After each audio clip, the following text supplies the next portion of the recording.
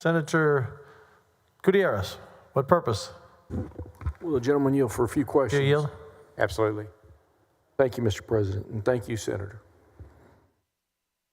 Senator, the Establishment Clause prohibits the government from establishing a religion or favoring one religion over another, correct? Basically, yeah. Basically, okay. What it does, the Establishment Clause simply says that government shall not establish a religion. As you know, as they'd come out of England and other areas of Europe, and actually other areas around the world, there were government-sanctioned sects, government-sanctioned religions, even within Christianity, of course, coming out of the Church of England. That's right, the King of England. And so the intent was that American government, the federal government, would never be able to establish a state religion over the colonies. That's right, because I think you just said it.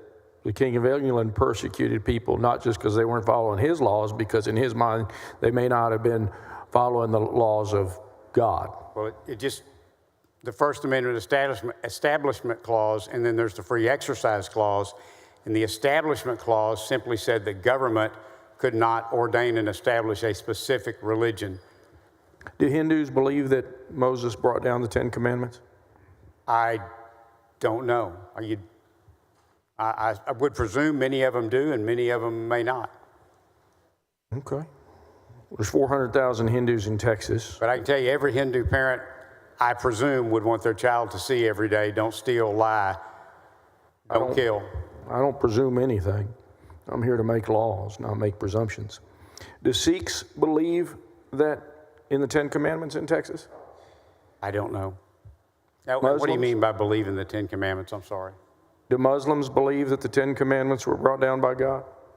I think almost everybody that comes from Western civilization would recognize the history of the Ten Commandments and how that has fit into moral codes throughout the last couple of thousands of years. That wasn't responsive to my question. Well, I'm not trying to argue with you. I'm just trying to say that I would think that if a Hindu or anyone in any religion has studied world history, they have probably studied the significance of the Ten Commandments, as well as other moral and religious codes. Well, like I said, I don't make presumptions. Do Buddhists, to your knowledge, believe in the Ten Commandments? I don't know if they, and again, I would suspect they agree with the precepts of the Ten Commandments. I would expect they agree with the history and tradition of those in the United States if they have studied that. You talk about history and about the history of the United States. You mentioned Adams. Who signs treaties with other countries? Well, the president enters into treaties, and then the Senate affirms those treaties. Senate ratifies them, right? Ratifies. Thank you. That's the word. Yes, sir. John Adams was a founding father. You mentioned him earlier, correct? He was. All right. And I think you cited some letter or something that he wrote to somebody, correct? He was very, very prominent in his Christian beliefs. Okay. Well, you heard me read a letter earlier that he sent out to a nephew talking about religion, correct? I heard you read that, yes. Okay. Are you familiar with the Treaty of Tripoli? Yes, with the Barbary pirates. That's right. It was signed by second President of the United States, John Adams. Not to be confused with John Quincy Adams. John Adams. You familiar with it? Yes, but I was thinking, I may be wrong, but I thought that was Thomas Jefferson. No, That signed John the Adams. Treaty of Tripoli. Article 11, the treaty that he signed, as the government of the United States of America is not in any sense founded on the Christian religion, as it has in itself no character of enmity against the laws, religion, or tranquility of Muslims. Mussulman is what he said, but Muslims. Well, that came out of the fact that in their negotiations with the Muslim nations that were really more tribes at that time and that were seizing American ships, they were justifying it under their current interpretation of what the Quran said. Right. And part of it became a discussion of Christianity versus Muslim, and there were discussions of whether or not American, being a Christian nation, could ever be at peace or in agreement with the Muslim nations. And if I recall, that's why that was put in that treaty. Well, I wasn't there either, so who knows? I'm sorry, it's been a long time since I studied the. But it's in the treaty where a president says that our country is not based on any Christian religion. Would you read the clause again? Absolutely, I will.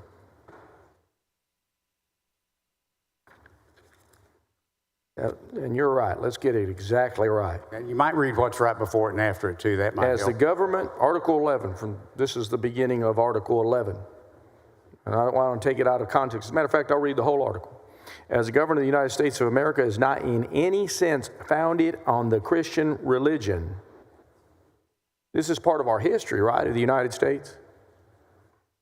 Yes. Okay. The Treaty of Tripoli is part of our history. As it has in itself no character of enmity against the laws, religion, or tranquility of Muslims, and as the said states never have entered into any war of hostility against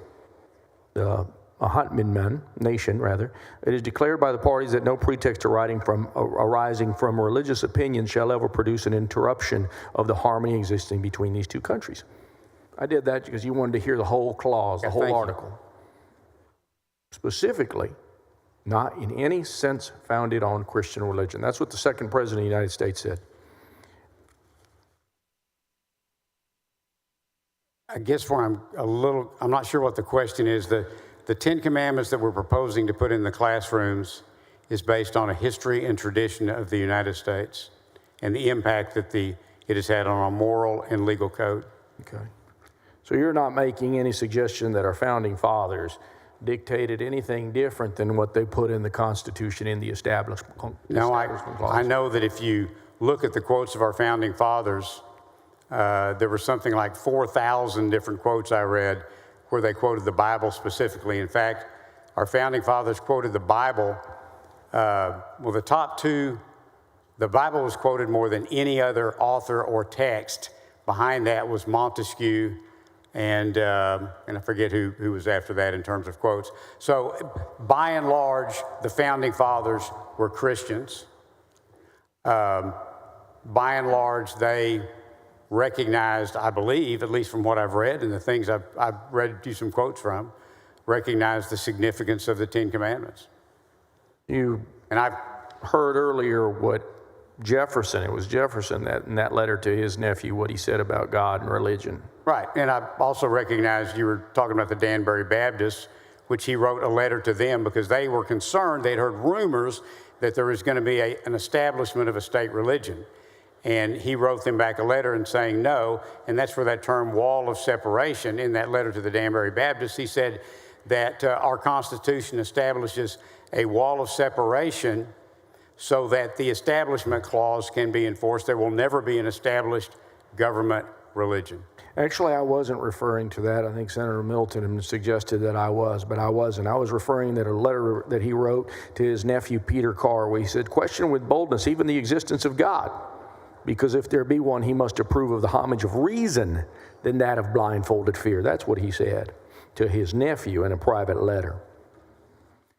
I'm sorry, is there a question that you wanted me to answer? Well, I was answering you in your question as to whether I was referring to that letter that you suggested.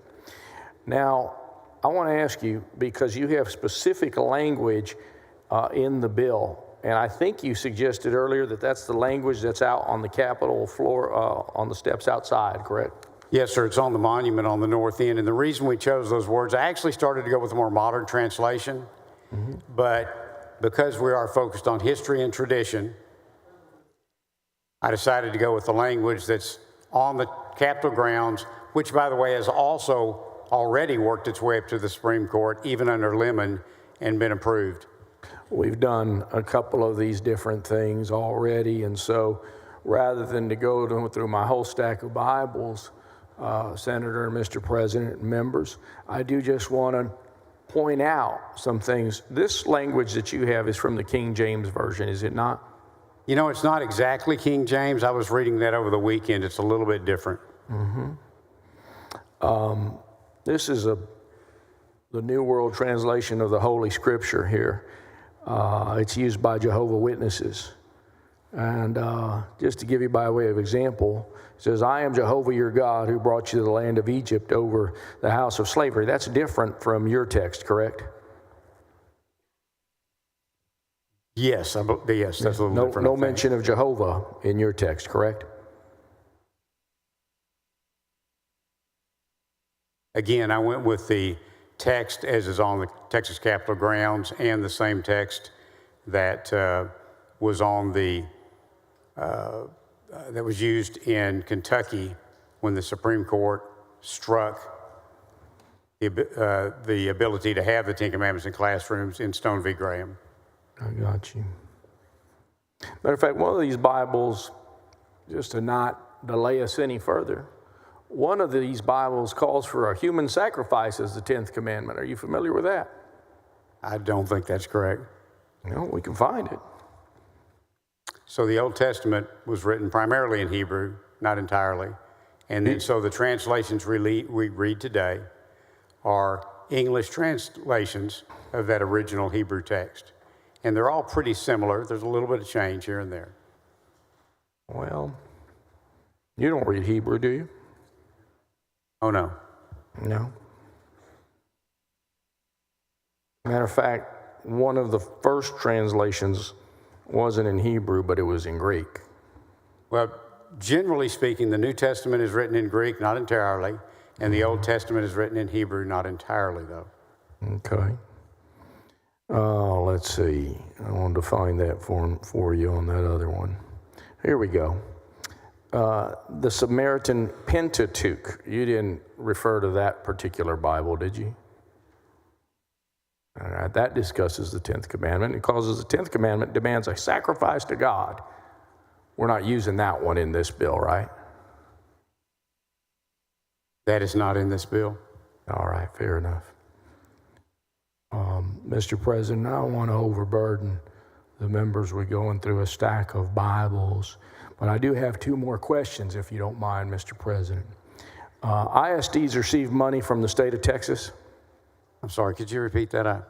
Independent school districts receive money from the state of Texas, correct? Yes, sir, they do. And charter schools are wholly state funded, correct?